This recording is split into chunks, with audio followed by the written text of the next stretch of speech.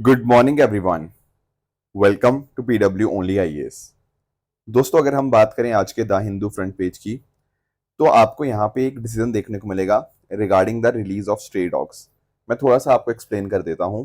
पिछले दिनों के अंदर आप लोगों ने नोटिस किया होगा कि सुप्रीम कोर्ट ने एक सुओ मोटो डायरेक्टिव दिया था, जहां पर सुप्रीम कोर्ट ने ये बोला था कि जितने भी आपके स्ट्रे डॉग्स हैं आपके आवारा कुत्ते हैं इन दिल्ली एनसीआर, उनको सबको पकड़ के उनको शेल्टर होम्स में डाला जाए।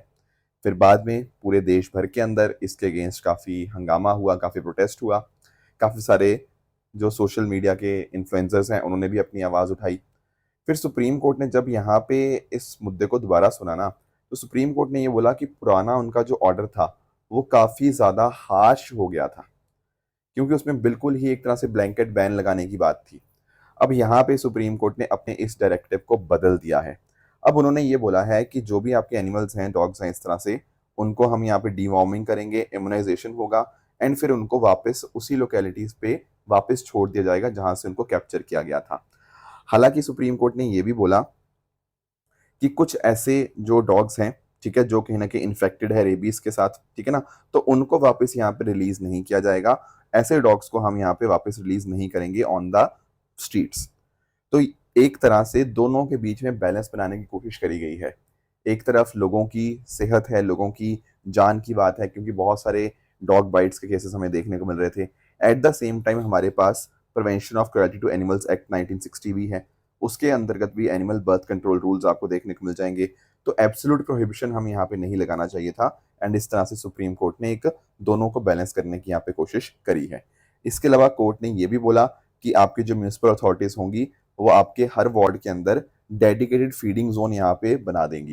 जैसे फीडिंग जोन का मीनिंग ये होता है कि जहां पर आप कुत्तों को कुछ खाना खिला सकते हो, क्योंकि अदरवाइज पता क्या होता है, कोई भी कहीं पर भी सड़क पे ऊपर ही किसी घर के अंदर के घर के पास में ही खाना खिलाने लग जाते हैं, जिस वजह से बाकी लोगों को बड़ी दिक्कत आती है।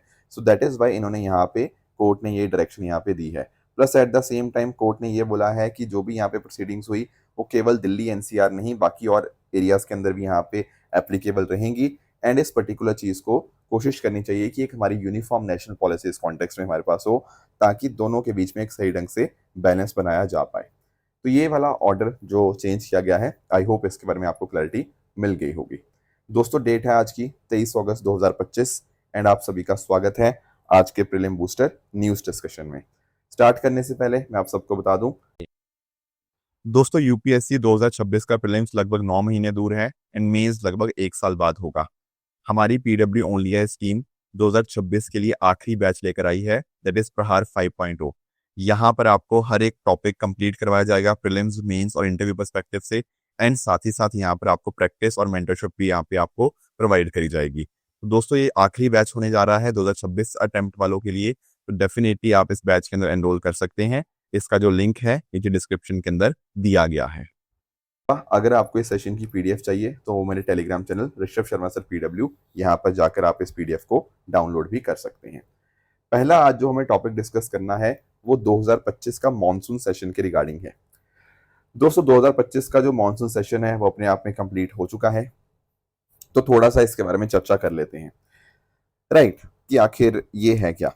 एक ना मैं आपको टर्म यहाँ पे बताना चाह रहा हूँ, उस टर्म का नाम है लेजिस्लेटिव प्रोडक्टिविटी, या प्रोडक्टिविटी आप सिंपली कह लो। होता पता क्या है, कई बार आप ये वर्ड सुनते हो कि लोकसभा की प्रोडक्टिविटी इतने परसेंट है, राज्यसभा की प्रोडक्टिविटी इतने परसेंट है। आखिर उसका मतलब क्या है, मैं आपको एक्सप्लेन करता हूँ।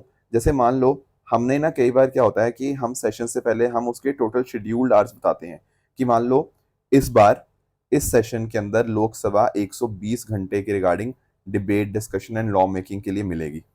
ये शेड्यूल्ड था कि इतना हम घंटे ये काम करेंगे, इतने दिनों के लिए मिलेंगे, उसमें इतने घंटे काम किया जाएगा। ठीक है, पर आप लोग जानते होंगे कि लोकसभा या राज्यसभा के अंदर हंगामा हो जाता है। राइट, कभी जो सदन होता है उसकी कार्यवाही स्थगित कर दी जाती है। राइट, बहुत सारे इस तरह से डिसरप्शंस वगैरह बहुत होते हैं। तो एक्चुअल में ना, कि एक्चुअली कितना घंटा यहाँ पे काम हुआ, डिलीब्रेशन, डिबेट एंड लॉ मेकिंग हुआ, वो एक्चुअल आवर के अंदर आएगा। लेट्स से एक एग्जांपल के तौर पे मैं आपको बोल देता हूँ कि मान लेते हैं सिर्फ 36 घंटे काम हुआ। अब आपका शेड्यूल क्या था, 120 घंटे का। जैसे आप पढ़ते भी हो ना, आप बोलते चलते हो कि सर मैं 120 घंटे पढ़ूंगा, पर पढ़ते हो सिर्फ 36 घंटे ही। तो सेम चीज हमारी लोकसभा भी करती है। वो भी बोलेगी कि 120 घंटे ये सब काम करेंगे, पर इन दी एंड इतनी ज्यादा कार्यवाही स्थगित होती रहेगी, आपस में लगते झगड़ते रहेंगे, उस चक्कर में काम केवल और केवल 36 घंटे हुआ। तो अगर आपको यहाँ पे प्रोडक्टिविटी निकालनी हो, कैसे निकालेंगे? सिंपली कितना काम हुआ एज कम्पेयर टू हमारा शेड्यूल क्या था, तो आप यहाँ पे इसको सॉल्व करेंगे तो इसका परसेंटेज टर्म में आपका आंसर आ जाएगा 30%। This is how you find out the productivity. आप लोकसभा की भी निकाल सकते हो, राज्यसभा की भी। अगर हम पिछले 10 साल की बात करें ना, तो लोकसभा की प्रोडक्टिविटी लगभग 45 से 65% के आसपास रही है, इस रेंज में मतलब रही है। कई कई बार ऐसा भी हुआ है 40% से भी नीचे हो जाए। अब अगर इस बार की बात करूं ना कि अभी क्या हुआ है, अभी ये जो अभी मानसून वाला सत्र गया, यहाँ पे लोकसभा की प्रोडक्टिविटी केवल 31% थी और राज्यसभा की प्रोडक्टिविटी केवल और केवल आपकी 33% आपको देखने को मिली। हालांकि इस पर्टिकुलर मॉनसून सेशन के अंदर काफी सारे बिल्स आपके यहाँ पे पास किए गए, जैसे आपका इनकम टैक्स नंबर 2 बिल हो गया, नेशनल स्पोर्ट्स गवर्नेंस बिल हो गया, promotion and regulation of online gaming bill हो गया, और इस तरह से बहुत सारे बिल्स आपके शिपिंग बिल्स के रिगार्डिंग भी यहाँ पे पास हुए। साथ ही साथ अगर हम बात करें, मणिपुर के अंदर जो प्रेसिडेंट रूल चल रहा है उसको एक्सटेंड किया गया, एंड साथ ही साथ जो आपका स्टेट बजट था मणिपुर का, वो भी पास किया गया। दरअसल में ना, अगर आप आर्टिकल 356 आप देखोगे, तो आर्टिकल 356 अलाउ करता है पार्लियामेंट को, क्या अलाउ करता है कि भाई वो स्टेट बिल पास कर सकते हैं, जैसे बजट हो गया, अगर वहां पे प्रेसिडेंट रूल चल रहा है। साथ ही साथ यहाँ पे स्पेशल डिबेट भी हुई ऑपरेशन सिंदूर के रिगार्डिंग। तो ये कुछ मुख्य काम थे जो मॉनसून सेशन के अंदर देखो करे गए। अब होता क्या है कि जो प्रेसिडेंट जी है ना, वो समन करते हैं हर हाउस को जब भी उनको लगता है कि सेशन यहाँ पे होगा, ठीक है। तो इसके अलावा एक बार आपका सिटिंग को अगर आपको सस्पेंड करना होता है, उसको हम बोलते हैं एडजॉर्नमेंट। अब ध्यान में रखिएगा, अगर तो टाइम दिया जा रहा है कि अगली बार हम कब मिलेंगे या फिर कितने समय के लिए एडजर्न किया जा रहा है, उसको सिंपली हम एडजॉर्नमेंट बोलते हैं। बट अगर बिना कोई डेट फिक्स किए हुए आपका सेशन टर्मिनेट कर दिया जाता है बाय द प्रिसाइडिंग ऑफिसर, उसको हम बोलते हैं एडजर्नमेंट साइन डाई। इसके अलावा प्रोरोगेशन वर्ड भी आपको पता होगा, यहां पर सेशन फॉर्मली टर्मिनेट कर दिया जाता है बाय द प्रेसिडेंट। आपको फर्क समझना यह है कि जब हम बात करते हैं ना एडजर्नमेंट या एडजर्नमेंट साइन डाई की, वो किया जाता है by the presiding officer, Viraj prorogation जो होता है वो आपके प्रेसिडेंट साहब यहाँ पे करते हैं। बाकी संविधान के अंदर ये कहीं नहीं लिखा हुआ कि कितने सेशन होंगे एक साल के अंदर। संविधान ने हालांकि ये जरूर बताया हुआ है कि 2 सेशन के अंदर जो गैप होगा वो 6 महीने से ज्यादा का नहीं होना चाहिए। नॉर्मली ऐसा होता है कि हम साल में 3 सेशन कंडक्ट करते हैं। एक बजट सेशन हो जाता है फरवरी से मई के बीच में, एक मानसून सेशन जो अभी मैंने आपको बताया जुलाई अगस्त के आसपास आपको देखने को मिल जाता है, एंड नॉर्मली एक विंटर सेशन होता है नवंबर दिसंबर के मंथ्स के अंदर। इसके अलावा कई बार स्पेशल सेशंस भी हमारे कंडक्ट कर लिए जाते हैं, जैसे हमने पिछले सालों के अंदर नोटिस किया था कि वुमेन बिल, जो वुमेन रिजर्वेशन बिल था, ठीक है ना, उसको पास करने के लिए स्पेशल सेशन में बुलाया गया था। पास्ट में भी जब कोई भी युद्ध वगैरह हुआ है उसको डिस्कस करने के लिए, तब तब इस तरह से आपके स्पेशल सेशन भी कंडक्ट कर लिए जाते हैं। तो ये कुछ बातें थी जो आपको यहाँ पे क्लियर होनी चाहिए। नेक्स्ट आते हैं अगले टॉपिक पे, दैट इज SASCI इनिशिएटिव। इसकी आप फुल फॉर्म देखिए, special assistance to state for capital investment scheme. ये पर्टिकुलर स्कीम ना हमारी मिनिस्ट्री ऑफ टूरिज्म के द्वारा लॉन्च करी गई है, एंड इसका पर्पस यही है कि देश में ना कुछ ऐसे टूरिस्ट डेस्टिनेशन है, देखो जो है तो बड़े शानदार, पर लोगों को उनके बारे में जानकारी कम है। तो क्यों ना हम उन पर्टिकुलर टूरिस्ट डेस्टिनेशन को अच्छे से डेवलप करें। अब डेवलप करने के लिए चाहिए होगा पैसा। तो पैसा कौन दे देगा? सेंटर ने बोला भाई मेरे पास खूब पैसा है, तो सेंटर यहाँ पे 100% यहाँ पे पैसा देगा। तो इसीलिए क्या है, सेंट्रल सेक्टर स्कीम आपको यहाँ पे देखने को मिल जाती है, ठीक है। तो डेवलपमेंट के लिए पैसा पूरा सेंटर देगा, बट बाद में उसका ऑपरेशंस का काम देखना, उसका मेंटेनेंस का काम देखना, वो स्टेट गवर्नमेंट की जिम्मेदारी होगी, ठीक है ना। बट स्टार्टिंग में जो पैसा होगा डेवलपमेंट का, वो पूरा का पूरा आपका सेंट्रल गवर्नमेंट यहाँ पे देगा। अब क्वेश्चन आएगा कौन कौन सी चीजें चूज करी गई हैं। देखो कुछ इंपॉर्टेंट प्रोजेक्ट्स के आप नाम देखना, जैसे बाटेश्वर है यूपी के अंदर, ये यहाँ पे आपको हिस्टोरिकल टेम्पल्स देखने को मिलते हैं। पोंडा है गोवा के अंदर, यहाँ पर कल्चरल और नेचुरल अट्रैक्शंस हैं। गांडीकोटा, ठीक है, ये तो बहुत फेमस है, ग्रैंड कैनियन ऑफ इंडिया के नाम से, वेरी वेरी फेमस। उसके अलावा पोरबंदर गुजरात भी आप जानते होंगे, गांधी जी का बर्थ प्लेस। रंगघर असम के अंदर, यहाँ हेरिटेज एमपी थिएटर ये काम चल रहा है। मत्स्यगंधा लेक जो है बिहार के अंदर, इको टूरिज्म के पर्सपेक्टिव से इंपॉर्टेंट है। एंड ओरछा एमपी के अंदर हिस्टोरिकल मॉन्यूमेंट्स, ठीक है। तो ये सारी चीजें हम यहाँ पे काम कर रहे हैं इनके रिगार्डिंग, ठीक है। अच्छा टूरिज्म एक्सपीरियंस हो लोगों को, ठीक है, ये जानकारी लोगों को कम है, ठीक है ना। और साथ ही साथ देखो दोस्तों, ये जो एरियाज है ना, यहाँ पर अगर लोग आएंगे तो शायद बाकी जगह थोड़ा कम जाएंगे, क्योंकि देखो हमें ना कुछ टूरिस्ट डेस्टिनेशन का पता है, हम जैसे हरिद्वार जाते हैं, हम मथुरा जाते हैं, वृंदावन जाते हैं, गोल्डन टेम्पल जाते हैं, डेफिनेटली ये सब बहुत इंपॉर्टेंट है। उसी तरह से ये भी हमारे इंपॉर्टेंट है हमारे सामने, राइट। तो कहीं ना कहीं हम जो ऐसे एरियाज जहाँ पे कंजेशन बहुत ज्यादा हो चुका है उसको कम किया जा सकता है बाकी और एरियाज की तरफ जाके, जो लेसर नोन डेस्टिनेशन है उनको ज्यादा प्रमोट करके। एंड ये इनिशिएटिव उसी में हमारा यहाँ पे हेल्प करता है। इससे लोकल इकोनॉमी, जो वहाँ के गांव होंगे आसपास के, उनके लिए भी रोजगार की अपॉर्चुनिटीज बढ़ेंगी, इंक्लूसिव ग्रोथ होगा, सस्टेनेबल टूरिज्म हो पाएगा एक तरह से। अब ये वाली साइट्स को या प्रोजेक्ट्स को कैसे चूज कैसे किया जाता है, इसका एक क्राइटेरिया है, एक चैलेंज मेथड के थ्रू इवेल्युएट किया जाता है उसकी connectivity, ecosystem, carrying capacity, and उसके बेसिस के ऊपर फिर आपके प्रोजेक्ट सिलेक्ट किए जाते हैं। तो ऐसा मैंने आपको बता दिया। अब ये जो प्रोजेक्ट्स होंगे ये मार्च 2026 तक कंप्लीट हो जाएंगे। एंड साथ ही साथ कॉम्प्रिहेंसिव इंफ्रास्ट्रक्चर, उनकी ब्रांडिंग, सस्टेनेबिलिटी, टूरिज्म डाइवर्सिफिकेशन, इन सब के ऊपर यहाँ पे काम किया जाएगा, राइट। एंड इसका फायदा दोस्तों वही सब है जो मैं अभी आपको बता रहा था, कम्युनिटी एंगेज होगी, कल्चर प्रिजर्व हो पाएगा। So this is how SASCI, that is special assistance to states for capital investment scheme, इस तरह से इंफ्रास्ट्रक्चर डेवलप करवाएगी। एंड साथ ही साथ जो लोगों को एक्सपीरियंस होगा वो भी अपने आप में शानदार बन पाएगा। आगे आते हैं दोस्तों, अगला टॉपिक हमारे सामने जो है वो है E1 सेटलमेंट प्लान के रिगार्डिंग। थोड़ा सा इसको अंडरस्टैंड करने की यहाँ पे कोशिश करेंगे। देखो यहाँ पे आप पिक्चर में देखना, ये जो एरिया आप देख पा रहे हो ना, इसको बोला जा रहा है E1 एरिया, E1 या फिर ईस्ट 1 एरिया। अब क्वेश्चन है कि इसको ऐसे क्यों बोल रहे हैं। देखो ये आपको यहाँ पे तो जेरूसलम देखने को मिल जाएगा। तो दरअसल में ना जेरूसलम को हम लिंक कर रहे हैं आपके माले एडमम के साथ, ठीक है ना। तो ये जो एरिया है ना E1 एरिया, ये ईस्ट जेरूसलम और साथ ही साथ ये जो आपका आगे आपका जो एरिया देखने को मिल जाता है ना माले एडमम, उसके साथ यहाँ पे कनेक्ट कर रहा है। ये जो एरिया था ये वेस्ट बैंक के पास में था। अब इससे पता क्या हुआ, इससे कहीं ना कहीं इजराइल की कोशिश ये है कि आपका जो वेस्ट बैंक वाला हिस्सा है, आप लोगों ने वेस्ट बैंक देखा होगा, ये जो वेस्ट बैंक वाला हिस्सा है ना, इसको दो पार्ट्स में तोड़ दिया जाए, नदर्न वेस्ट बैंक और सदर्न वेस्ट बैंक। अब उससे क्या होगा, कहीं ना कहीं देखो जो पैलेस्टीन का कंट्रोल है इस जगह के ऊपर वो और भी कम होता रहेगा। एक तरह से जो कंटिगुअस पैलेस्टीन स्टेट बन सकती है कि हाँ एक कंट्री अपने आप में वो एग्जिस्ट करे, वो प्लान के अगेंस्ट ही जाता है, राइट। तो ये जो प्लान है ये दरअसल में इसराइल ने बनाया है, ठीक है, और इसके रिगार्डिंग बहुत ज्यादा कंट्रोवर्सी हो गई है। इनफैक्ट ना अगर मैं बात करूं, यहाँ पे आप नोटिस कर पाओगे यूनाइटेड नेशन, यूरोपियन यूनियन, इन्होंने पर्टिकुलर इस प्लान को बहुत ही हैविली कंडेम किया हुआ है। यूएसए ने भी इनफैक्ट यहाँ पे बोला है कि भाई इसराइल आपको यहाँ पे कोशिश करनी चाहिए शांति स्टैब्लिश करने की, पर इस तरह से कंट्रोवर्शियल प्लान लेके आकर आप तो कहीं ना कहीं चाहते हो कि शायद युद्ध कभी खत्म ही ना हो। बाकी पैलेस्टीन अथॉरिटी ने भी यहाँ पे इसको डेथ फ्लो बोला है to the two state solution.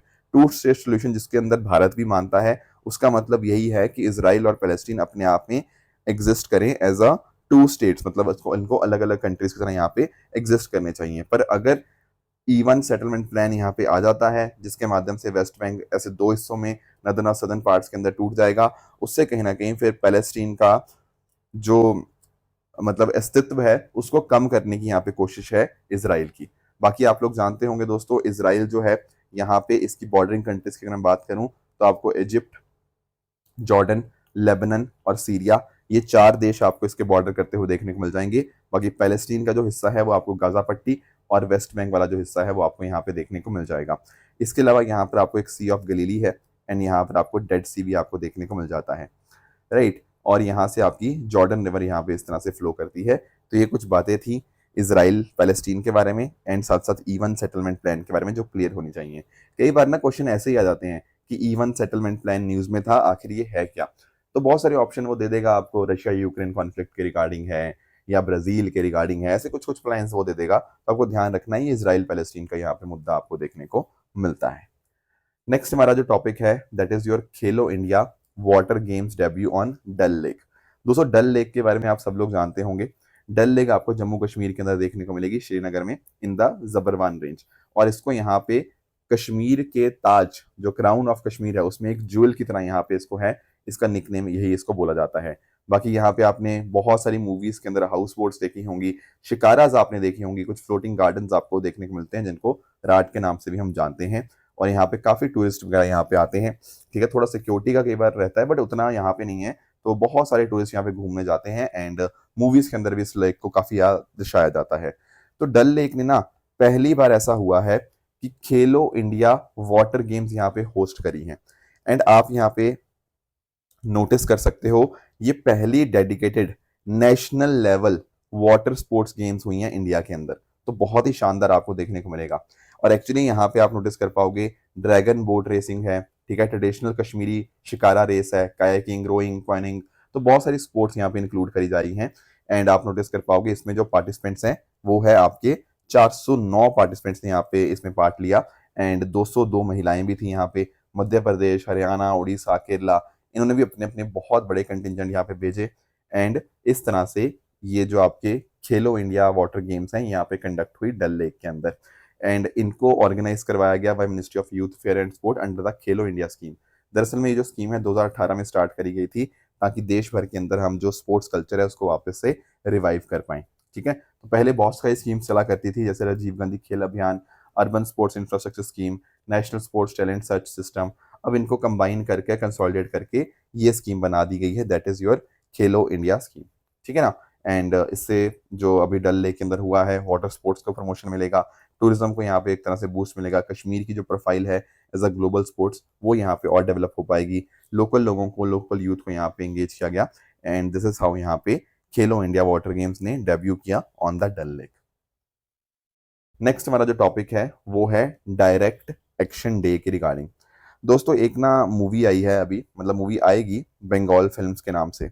पहले भी इनको बनाने वाले हैं विवेक अग्निहोत्री, वो बहुत ज़्यादा न्यूज़ में रहे हैं पास्ट के अंदर भी, चाहे वो कश्मीर फाइल्स की बात हो, है ना। तो ऐसे कुछ मूवीज़ इन्होंने बनाई है। तो इस मूवी को लेके फिर से बहुत ज़्यादा कंट्रोवर्सी आ चुकी है बंगाल फाइल्स के रिगार्डिंग। ये जो बंगाल फाइल्स मूवी है ना, ये दरअसल में डायरेक्ट एक्शन डे के ऊपर बेस्ड है। मैं थोड़ा आपको एक्सप्लेन कर देता हूँ। देखो एक्चुअली पता क्या हुआ था, 1946 के अंदर आपका एक मिशन आया था जिसका नाम हम जानते हैं कैबिनेट मिशन। पर ये जो कैबिनेट मिशन था, इससे आपकी जो मुस्लिम लीग थी वो बिल्कुल भी खुश नहीं थी। जिस वजह से जो जिन्ना थे, ठीक है, मोहम्मद अली जिन्ना, उन्होंने ये बोला कि हम पाकिस्तान की अलग से डिमांड हम आगे कंटिन्यू करेंगे। बहुत तेजी से उन्होंने पाकिस्तान की डिमांड को आगे बढ़ाने की कोशिश करी। एंड कि एक देश अलग से हो मुस्लिम्स के लिए। तो मुस्लिम लीग ने यहाँ पे फिर पता क्या किया, उन्होंने डायरेक्ट एक्शन डे को डिक्लेयर किया। कब डिक्लेयर किया? 16 अगस्त 1946 को। अब यहाँ पर जिन्ना ने बहुत ज्यादा कम्युनल बातें करी। उन्होंने बोला कि या तो भारत डिवाइडेड होगा या डिस्ट्रॉयड होगा। तो इस तरह से मुस्लिम लीग ने यहाँ पे बहुत बड़े स्तर के ऊपर प्रोटेस्ट किए ऑन 16 अगस्त 1946। अब ऐसा देखा जाता है कि इन पर्टिकुलर कम्युनल राइट्स के अंदर कैलकाटा के पास में एरियाज जो थे, जैसे खासकर अगर मैं बात करूँ ना, जो नॉय खिली वाला रीजन था, यहाँ पर बहुत बड़े मात्रा में यहाँ पे लोगों को मारा गया, कत्लेआम किया गया, हजारों लोगों की यहाँ पे मौत हुई इस पर्टिकुलर क्लैशेस के अंदर। और ये जो हिंदू मुस्लिम डिवाइड था यहाँ पे और ज्यादा डीपन हो गया। तो बॉम्बे में भी in fact, Bihar, Tripura, United province, यहाँ पर भी इस तरह की हमें खबरें देखने को मिली, जिस वजह से बहुत सारे लोग यहाँ पे मारे गए इस पर्टिकुलर रॉइट्स के अंदर। बाकी ये जो कॉल दी गई थी ये मोहम्मद अली जिन्ना, जैसे मैंने आपको बताया, उसके द्वारा दी गई थी ताकि पाकिस्तान की डिमांड करी जा पाए एंड कांग्रेस की लीडरशिप को एक तरह से रिजेक्ट किया जा पाए। तो ये बात है डायरेक्ट एक्शन डे के रिगार्डिंग। एंड इसने कहीं ना कहीं ये दिखा दिया कि Britishers law and order maintain करने के लिए यहाँ पे पूरी तरह से दे वर नॉट कैपेबल। एंड साथ ही साथ यहाँ पे इंटरिम गवर्नमेंट बाद में बनती है अंडर जवाहरलाल नेहरू जी। एंड हमें यहाँ पे एक तरह से पता लगने लग गया था कि भाई अब जो पार्टीशन है अपने आप में बहुत ज़्यादा मुश्किल होने वाला है। क्योंकि देखो बहुत कोशिश थी कि बंटवारा ना हो देश का, पर ये मुस्लिम लीग के जो एक्शंस थे उन्होंने क्लियरली दिखा दिया था कि अब बंटवारे के अलावा और कोई शायद ऑप्शन बचा नहीं है। बाकी साथ ही साथ इसके बाद आप लोग जानते होंगे कि 1947 के अंदर आपका माउंट बैटन प्लान आता है। एंड उस प्लान के अंतर्गत फिर पार्टीशन किया जाता है एंड पाकिस्तान का क्रिएशन भी होता है। तो ये कुछ बातें थी डायरेक्ट एक्शन डे के रिगार्डिंग जो आपको क्लियर होनी चाहिए। नेक्स्ट हमारे सामने एक और छोटा सा टॉपिक है, that is your Madras day. दोस्तों कल यानी कि अगस्त 22 को सेलिब्रेट किया गया एज मद्रास डे। थोड़ा सा मैं इसकी हिस्ट्री भी थोड़ा बता दूं, इस ये भी हिस्टोरिकल पर्सपेक्टिव से क्वेश्चन बन सकता है। तो एक्चुअली ना 22 अगस्त को हम लोग मद्रास डे के रूप में सेलिब्रेट करते हैं। उसका रीजन यही है कि 1639 के अंदर जो उस समय टाउन था मद्रासा पट्टनम, इसको खरीदा गया था by the east India company from the local Kings. तो ईआईसी ने यहाँ पे लोकल जो राजे महाराजे थे उनसे यहाँ पे मदरसा पट्टनम टाउन को खरीद लिया था एंड उसी दिन को मद्रास डे के रूप में सेलिब्रेट किया जाता है। अब ये मद्रास वर्ड कहाँ से आया, इसके बारे में अलग अलग स्टोरीज चलती हैं। कुछ लोग बोलते हैं कि एक मदरसन करके एक फिशरमैन थे, उनके नाम से आया है मद्रास वर्ड। कुछ लोग इसको मदरसा से जोड़ते हैं, कुछ लोग इसको एक चर्च है, ठीक है, माद्रे डिसोइस, इस नाम से यहाँ पे आया है। बाकी पट्टनम का मतलब होता है कोस्टल टाउन, तो वो तो चलो ठीक है, पर ये मद्रास वर्ड कहाँ से आया, क्लैरिटी नहीं है इसके ऊपर। फिर बाद में आप नोटिस कर पाओगे कि ब्रिटिशर्स के पहले ये जो रीजन था इस पे पल्लवास का भी रूल रहा है, चोलास का भी रहा है, विजयनगर एम्पायर का भी रहा है। और विजयनगर के जो चीफ्टेन थे ना, दमरला वेंकटपट्टी नायक, इन्होंने यहाँ पे क्या किया कि 1639 के अंदर यहाँ लैंड ग्रांट दे दी to the English East India Company. And ये कब दी थी, ये दी थी 22 अगस्त 1639 को। इसी पर्टिकुलर डे को मद्रास डे के रूप में सेलिब्रेट किया जाता है। फिर आगे जाके जो इंग्लिश ईस्ट इंडिया कंपनी थी उसने 1639-1640 में फोर्ट सेंट जॉर्ज यहाँ पे स्टैब्लिश किया। 1641 के अंदर आगे जाके एंड्रयू कोगान ने जो क्या किया, ईआईसी का जो एजेंसी थी उसको शिफ्ट किया पहले मसूलीपट्टनम से मद्रास में। आगे जाके आप नोटिस कर पाओगे ना कि इसके साथ में एक और सेटलमेंट थी, चन्नापट्टनम, जो कि चन्नप्पा नायक के नाम के ऊपर थी, ठीक है ना। एंड उसको इसके साथ मर्ज कर दिया गया एंड वहीं से नाम आया आपका चेन्नई।